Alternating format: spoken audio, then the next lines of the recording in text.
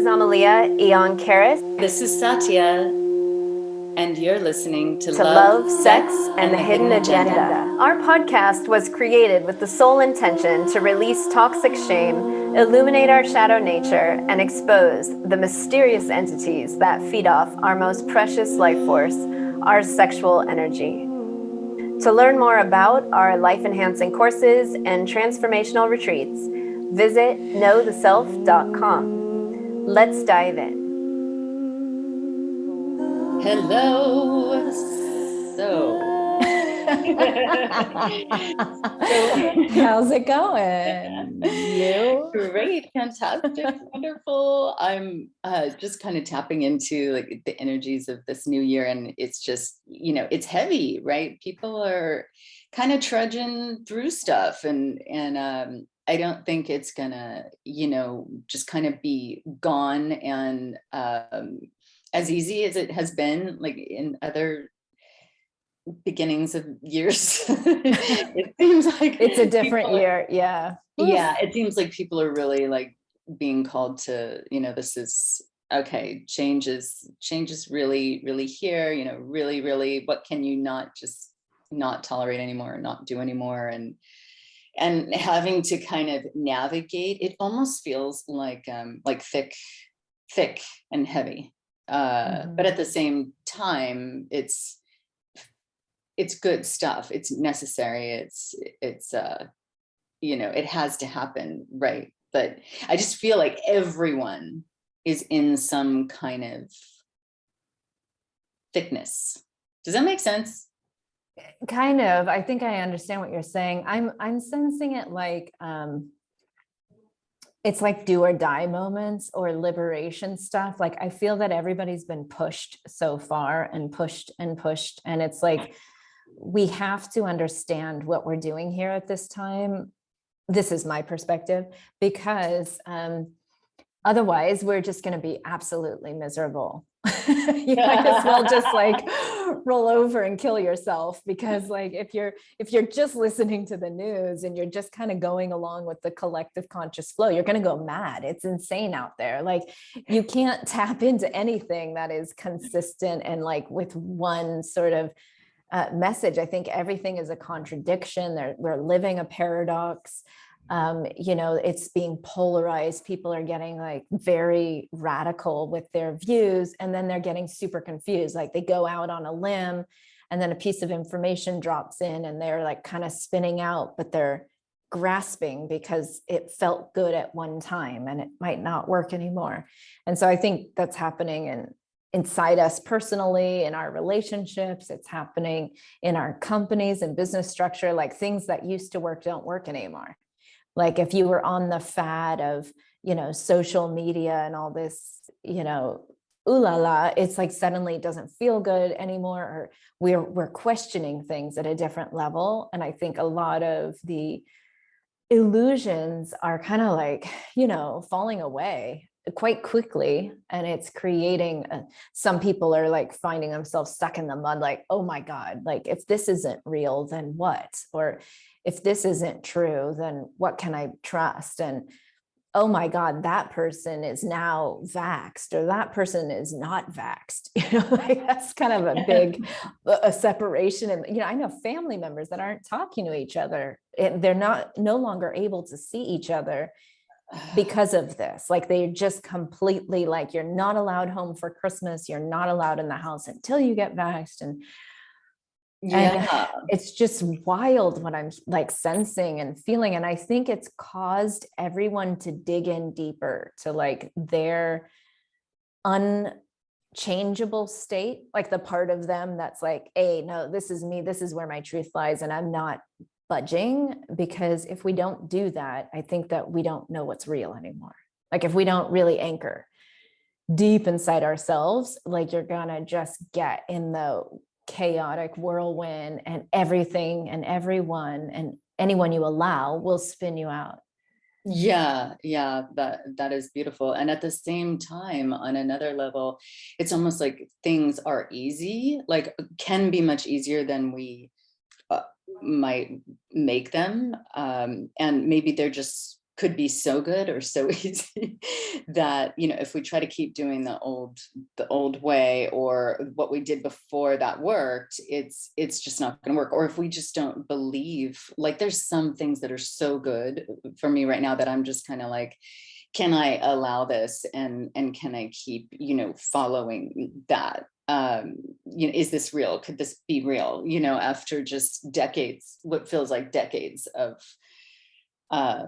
having to like not challenge and grief and struggle and Yeah. survival or something. Yeah, I know. And I see that over and over. And I ask myself that too, like, can we allow ourselves to just, you know, be at peace in ourselves, allow the goodness to come, allow ourselves to receive, you know, that which we're, you know, craving or like calling forth, and just let it, allow ourselves to have it. Because I think that's part of, like, I don't know, maybe the biggest piece of it. Otherwise, like, we just sabotage and keep it away and keep focusing on the negative and the struggle and the challenge, and don't actually like allow all the goodness that's right there. I love that to see you shining and glowing in your beauty and goodness and all, and like receiving, allowing yourself to have the love and the connection. It's awesome. Oh, thank you. Yeah, it's pretty miraculous. Miracles happen. Yeah, and I think all we need to do is just like enjoy it, be grateful for it, and let it be, because we all know we live in change. Change is constant. It might change on a dime. You never know what the, you know, government or the weather or something is going to happen in your network and throw it off balance. So why not, you know, just let yourself be happy when you're happy, be sad when you're sad, like move through your process and not try and like control it all. We try and control everything, right? Yeah, exactly. So what's been coming up for you? Well, it's interesting because I just checked the calendar and I saw that this episode is going to air on Groundhog Day, and I'm laughing because that's what's coming up for me. I feel like I'm having a Groundhog Day moment where it's like, and someone very rightly reflected back to me, this girl Quinn, who was in my mastermind. She said, "Oh, you're having a Saturn return of your business." And I said, "Oh, is that what's happening?" Huh. And it just kind of clicked something into place. So thank you, Quinn, if you're listening. But she clicked something into place for me, because I realized that what's happening for me is, you know, okay, so 20 years ago, I was, you know, on top of my game, working in tech and artificial intelligence and working with the world's best of the best, you know, and I felt great on every level. Like I felt seen, I felt acknowledged, I felt like I was giving my gifts at the highest level. And I just felt I'm doing something important, right? And like my work matters. And then, you know, a lot of things, life happened, a lot of trauma happened, a lot of death happened, blah, blah, blah, blah, blah. And I found myself having to play small and small and small and fit in a box and hide and run and like really run for my life, because, you know, the death threats were real. The death attempts were real. And it caused a lot of PTSD, and it took me in another journey, and I loved that journey. But in the midst of that, you know, when I moved to India in 2009, I erased myself from the internet. I went by the name Amelie, which later, a few years later, became Amelía. But I went by that to be unknown, to erase Aeon, to hide and not stand out. I wanted to hide. I wanted a familial name. So Amelía is the name of my great-great-grandmother, who my grandma said I should have been named after, but wasn't. And she was speaking to me from the other side. And it was like this way to protect myself. And I needed it. And it helped me. It helped me remove my ego, because I was getting beaten down by what was happening in the world, and how, you know, people stole my projects from me. You know, like I had a lot of bad things happen. Some of what I talk about in previous episodes, if you're curious. But I found that I had to I just wanted to not be known, not be seen, like just use the name Amelie, Amelía. It's a sweet name. It's my family name. Nobody's going to question it. It's not going to trigger anyone or push anyone's buttons. You know, how can you resist Amelía? Amelía is just the meaning to me. It's like the unspoken sound of love. And it was a name, you know, my name's Aeon, my soul name is Aeon. And when I was working in Japan 20 years ago with my Japanese teacher, he gave me the kanji to Aeon, which is a big honor if a Japanese person gives you kanji for your name as a foreigner, because our names are spelt in katakana. So the Japanese have 3 alphabets: hiragana, katakana, and kanji. And katakana is the alphabet for foreign names. So normally, if you were to write my name in Japanese, you would use katakana, and it would be spelled out phonetically. But he gave me the kanji, which is the, you know, ancient Chinese symbols, and each symbol has a meaning and it's carefully selected. And when you get a kanji name, it's like you're accepted as Japanese, right? So it was a big deal for me to receive this name from him. That's why I've like tattooed it on me. Because it's like he renamed me as the sound of love. So the kanji he selected was the sound of love, and Amelía, it was for me that unspoken sound. Anyway, it was like a way for me to kind of hide under,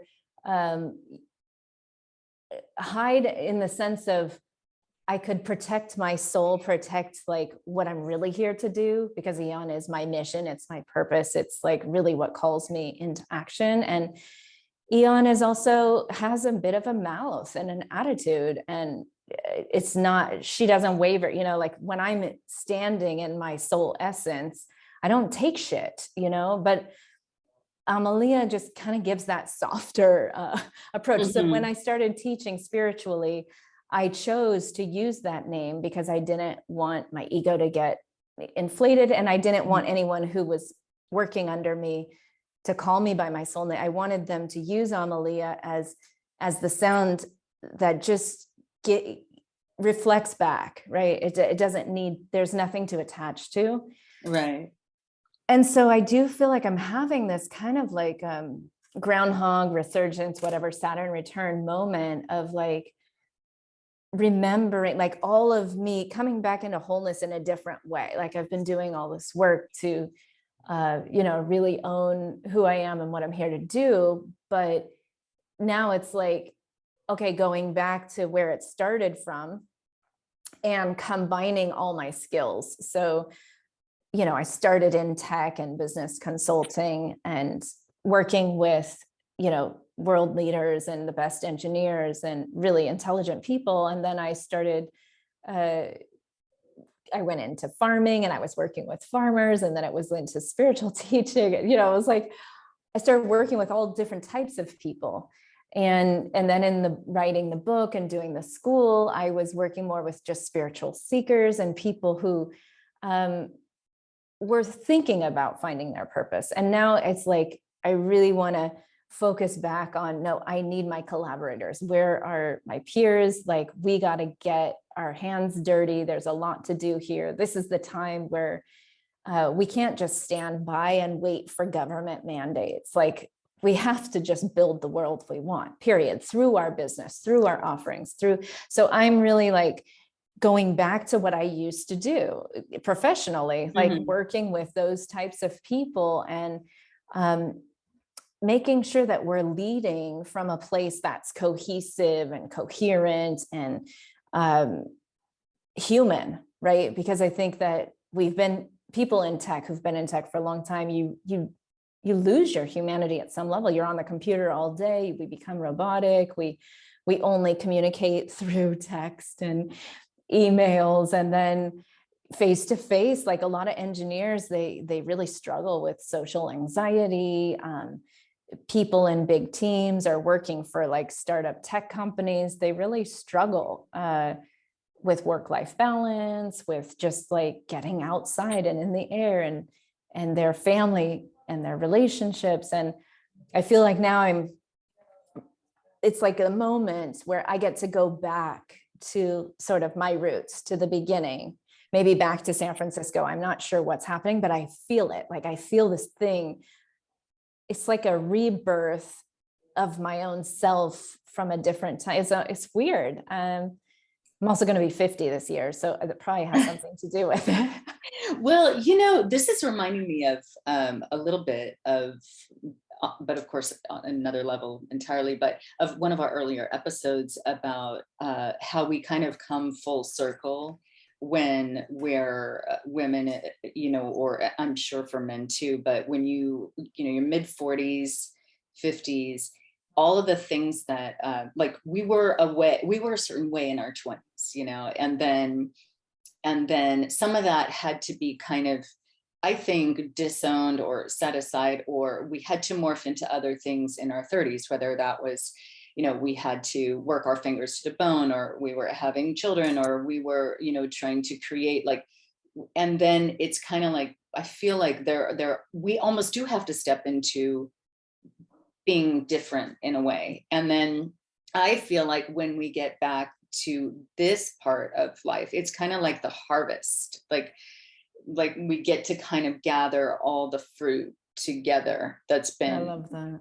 Different things that have been planted and different things, now we get to kind of like make the bounty. Like we need to harvest it all to create the bounty that's coming next, kind of. It's like, so that kind of reminds me of that, because it's true. I mean, I know I'm doing it myself. I know you're doing it. I know people I love are in that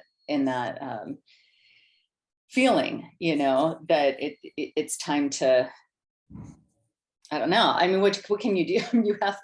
You explore all these different parts of yourself. I mean, for me, I've lived a life of adventure and exploration. I think everyone has, everyone has a story. Everyone has a beautiful journey that they've been on. And when you get to this age, it's awesome, because if you've been, aware, and if you've been like a true traveler, I mean, you get to kind of, you have to, it's not even a choice. You have to bring it all together into a whole.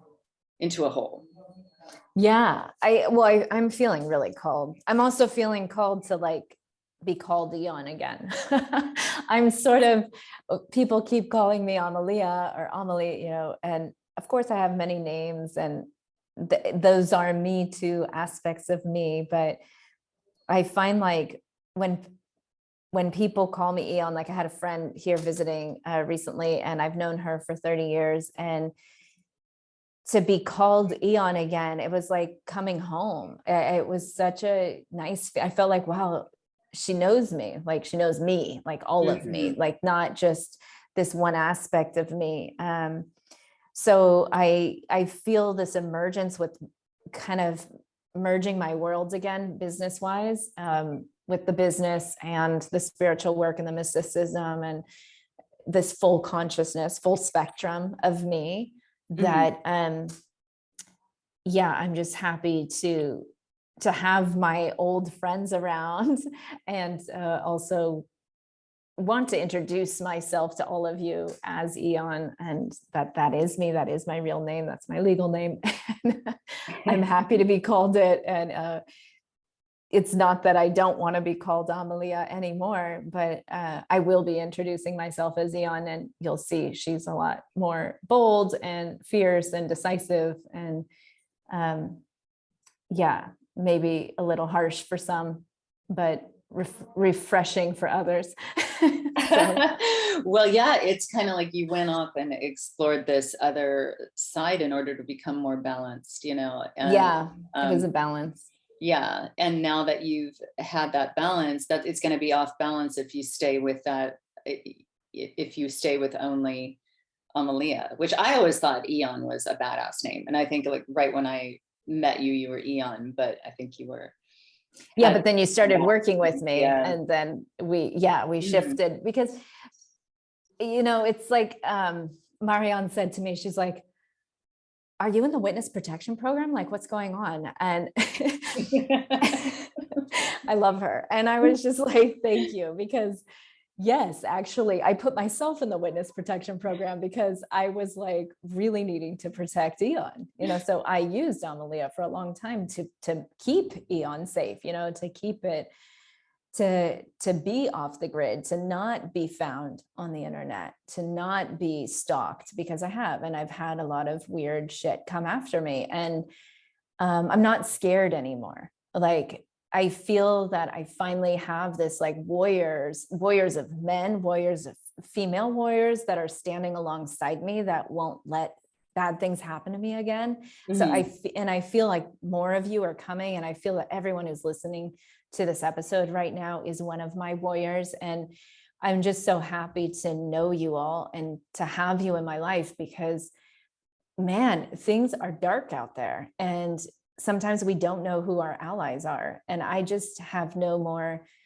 time and bandwidth to waste on people who are here to like knock people down, or are jealous, or are scared of other people stepping into their power. Like, I'm here to lift everyone up and to be lifted and to be seen and acknowledged, because we have shit to do. This isn't a popularity contest. It's not about who's better than the other one.